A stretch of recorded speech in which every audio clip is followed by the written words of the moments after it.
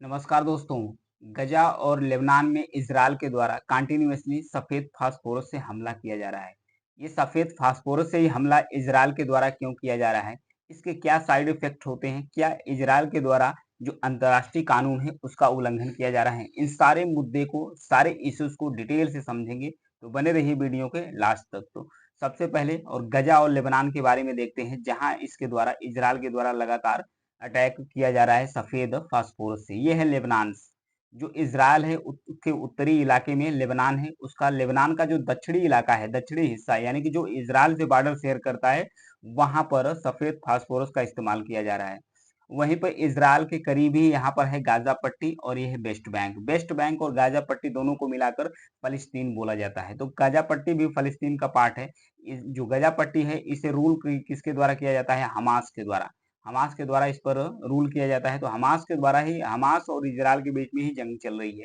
तो इजराइल के द्वारा हमास पर अटैक किया जा रहा है सफेद फास्फोरस से। तो आइए समझते हैं कि सफेद फास्फोरस कितने घातक हैं, इसके साइड इफेक्ट्स क्या होते हैं, इसको लेकर जो अंतर्राष्ट्रीय कानून बने हैं वो क्या है, समझते हैं। इजराइल पिछले 6 महीने से दक्षिणी लेबनान के जो सीमावर्ती इलाका है, वहां सफेद फास्फोरस का जो गोला है उसको लगातार दाग रहा है। ये एक जहरीला गैस होता है। जो सफेद फास्फोरस होता है यह एक जहरीला गैस होता है, जो आंखों और फेफड़ों को काफी डैमेज करता है। इससे तेज जलन हो सकती है, इसलिए अंतर्राष्ट्रीय कानूनों के तहत इसके इस्तेमाल पर कड़े कानून बनाए गए हैं। हालांकि इसराइल की जो फोर्सेज हैं उनके द्वारा यह कहा जा रहा है कि जो गजा लेबनान में चरमपंथी हैं उसके खिलाफ ये जो सफेद फास्फोरस का इस्तेमाल किया जा रहा है ये लीगल है, क्योंकि कुछ लोगों के लिए इसे लीगल बनाया गया है। लेकिन दूसरी तरफ जो मानवाधिकार के जो गुट के लोग हैं उनके द्वारा कहा जा रहा है कि इसकी एक युद्ध अपराध के रूप में जांच होनी चाहिए। कि इजराइल के द्वारा जो सफेद फास्फोरस का इस्तेमाल किया जा रहा है यह एक युद्ध अपराध किया गया है।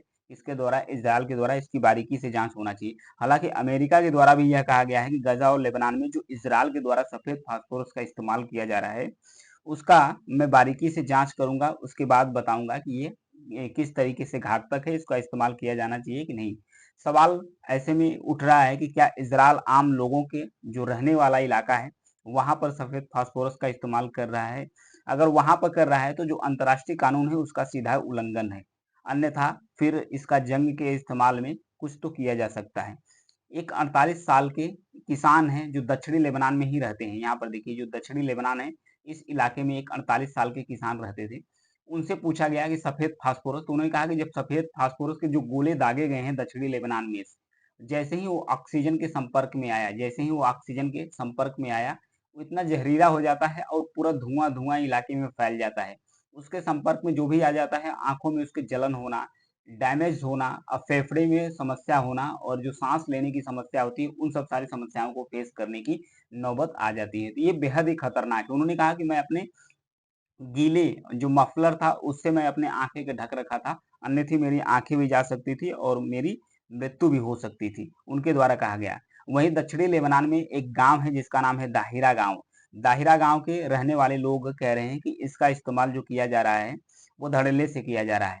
तो इसमें बात ये आ रही है कि लेबनान में क्यों अटैक किया जा रहा है सफेद फास्फोरस से इजराइल के द्वारा? इसको समझते हैं। सफेद फास्फोरस जो लेबनान है, दक्षिणी लेबनान में कौन रहता है? हिजबुल्लाह। हिजबुल्लाह रहता है। हिजबुल्लाह को बताया जाता है कि ये ईरान का प्रॉक्सी है, ईरान का प्रॉक्सी है। ये भी बार बार अटैक कर रहा है। जब हमास पर अटैक, क्योंकि हमास और हिजबुल्लाह दोनों ही प्रॉक्सी हैं किसके?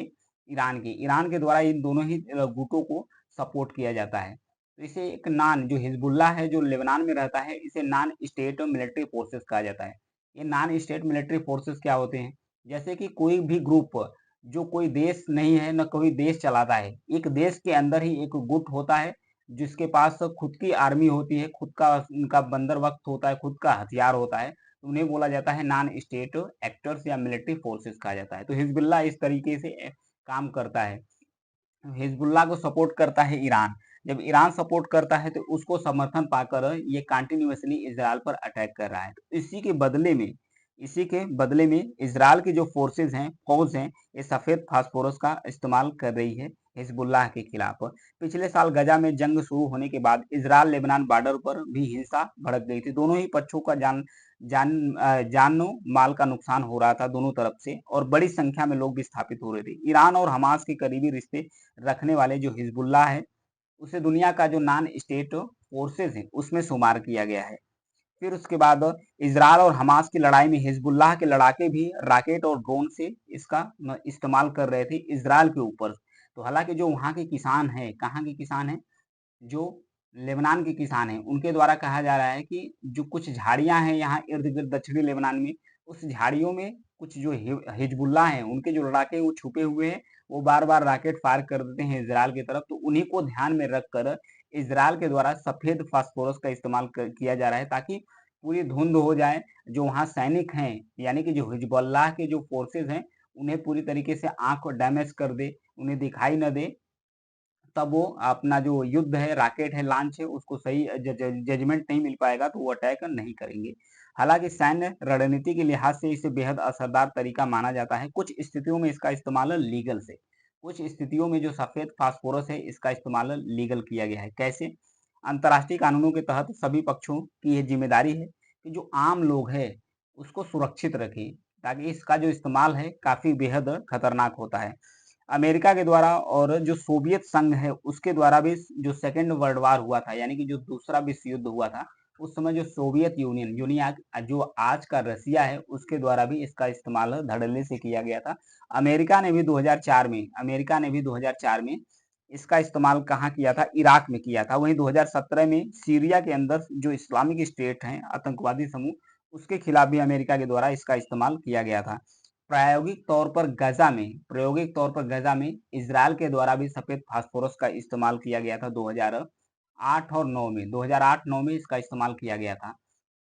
फिर संयुक्त राष्ट्र इजरायली सेना को कहा कि आप लापरवाही मत करो, आप इस चीज का इस्तेमाल मत करो। तो 2013 आते आते इजरायल ने इन सब सारी चीजों को बैन कर रखा था, सफेद फास्फोरस को। लेकिन फिर जो लेटेस्ट में युद्ध चल रहा है किसके बीच? हमास और इजरायल के बीच। और उधर से लेबनान में जो हिजबुल्लाह है, हिजबुल्लाह एक शिया मुस्लिम का गुट है, वो जो लगा हुआ है, वहां पर इजरायल के द्वारा कंटिन्यूसली इसका अटैक किया जा रहा है। तो संयुक्त राष्ट्र में भी प्रस्ताव आया है इजरायल को तुरंत जो गजा में युद्ध किया जा रहा है उसको रोकने के लिए। तो अभी सफेद फास्फोरस का मुद्दा काफी तेजी से उठ रहा है। ये मुद्दा काफी गर्म भी हो चुका है, क्योंकि इस पर सारे देशों की निगाहें, अमेरिका के द्वारा भी कहा गया है कि हम बारीकी से जांच करेंगे कि इजरायल के द्वारा सफेद फास्फोरस का इस्तेमाल किया जा रहा है कि नहीं, क्योंकि इसमें जो आम लोग हैं, आम लोगों की भी जान गई है। बताया जा रहा है रिपोर्ट्स के अनुसार कि 9 आम व्यक्ति थे जिनका हिजबुल्लाह से कोई भी नाता नहीं था, उनकी भी जानें चली गई है इससे। पहली बार जब इसका इस्तेमाल किया गया, कुछ डॉक्टर्स के द्वारा बताया गया कि जो सफेद फास्फोरस के कांटेक्ट में आते हैं उनका तो फेफड़ा खराब हो जाता है, आंखों में तेजी से जलन होती है, पसीना आना शुरू करता है, अकड़न होती है, मतलब बहुत ज्यादा तकलीफ होती है। अगर सही समय पर उनका केयर नहीं किया गया तो उनकी डेथ हो जाती है। ऐसे में बहुत लोग मारे हैं, इसीलिए सफेद फास्फोरस को बैन करके रखा गया है।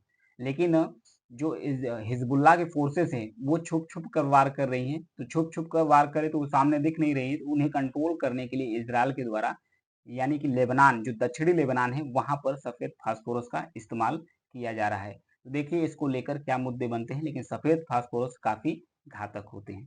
Thank you.